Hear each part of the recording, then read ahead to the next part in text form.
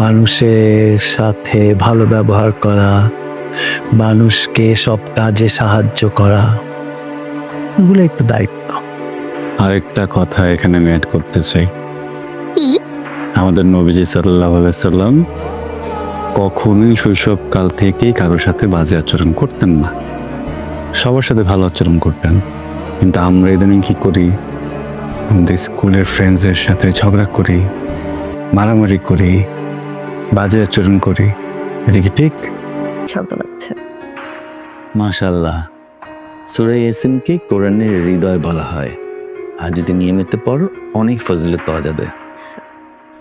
হ্যাঁ, আমি তো শুনেছি সকালবেলা ঘুম থেকে উঠে যদি সূরা ইয়াসিন পড়া যায় তাহলে সারাদিনের কাজ অনেকটা সহজ হয়ে যায়। সত্যি এটা একটা সহিহ হাদিস থেকে পাওয়া। তুমি চাইলে আমরা একসাথে পাঠ করতে পারি। এটা তো খুবই ভালো হয়, তাহলে ফায়াজও আমাদের দেখে শিখতে পারবে, আর বাড়িতেও খুব সুন্দর একটা ইসলামিক পরিবেশ তৈরি হবে। তুমি আমাকে একটা সূরা মুখস্থ করা। আচ্ছা ঠিক আছে, তোমাকে আজকে একটা সুন্দর আর ছোট্ট একটা সূরা মুখস্থ করাবো। কোন সূরা? সূরা ইখলাস। এটি আল কোরআনের 112 নম্বর সূরা। কিন্তু মিস বলেছে এটার বাংলা অর্থ পড়ো যেটি। আচ্ছা ঠিক আছে, আমি তোমাকে বাংলা অর্থটা বলছি, তুমি এটা মনোযোগ দিয়ে শুনবে। সূরা ইখলাসের বাংলা অর্থ: বলুন তিনি আল্লাহ, যিনি একক, তিনি অমুখাপেক্ষী। মানে সকলে তার মুখাপেক্ষী, কিন্তু তিনি কারো মুখাপেক্ষী নন। তিনি কাউকে জন্ম দেননি এবং জন্মগ্রহণও করেননি, আর তার সমতুল্য কেউ নেই। রাসূলুল্লাহ সাল্লাল্লাহু আলাইহি সাল্লাম বলেছেন, যে ব্যক্তি একবার সূরা ইখলাস পাঠ করবে সে ব্যক্তি আল কোরআনের 1/3 পড়ার সমান সওয়াব পাবে। বলো সুবহানাল্লাহ। সুবহানাল্লাহ।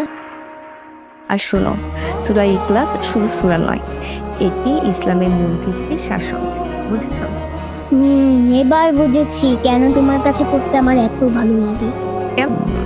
স্ট্যাটাস মেনটেন করি, বুঝলে? আমি আবরারের ভাই না আমি। তো নিজে কাজ করে খা, আমাকে কেন বলতেছিস? দেখ, বাবা তো তোকে একটা চাকরি অফার করছিল না? তুই কোনো চাকরি নেই ভাই, ওনেও তো আমি চাকরিটা করি না। তখন মানে যত কথা চিন্তা কইরা কেন? কেন মানে মানে আবরার সাহেবের, আবরার চৌধুরীর ভাই এর কাজিন দারোয়ানের চাকরি করতেছে, ওসমান সাহেবের বাইস্তা দারোয়ানের চাকরি করতেছে। এটা মানে কি বলবো?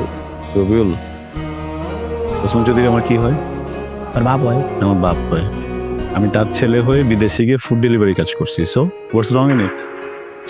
বিদেশে গিয়ে কাম করলেছ নাকি তুমি? হ্যাঁ, তুই তো বিদেশে করছস, তুই দেশে কর। তো 3 মাসে টাকা পাবি 3000, লগে 3 মাসে 300 লাখ টাকা ইনক্রিমেন্ট হিসেবে কোক সাবারা লাগতে করতে তুই লুতাই রেডি।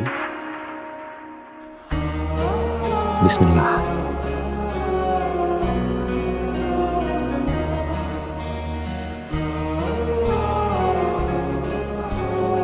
ইমরান, শোন। হ্যাঁ মা, বলো। তোর ভাবির সাথে তো কথা হলো, তোর তালের অবস্থা বেশি ভালো না, শরীর অনেক দুর্বল হয়ে গেছে, ঠিকমতো হাঁটতে পারছে না, হার্টের প্রবলেম ধরা পড়েছে।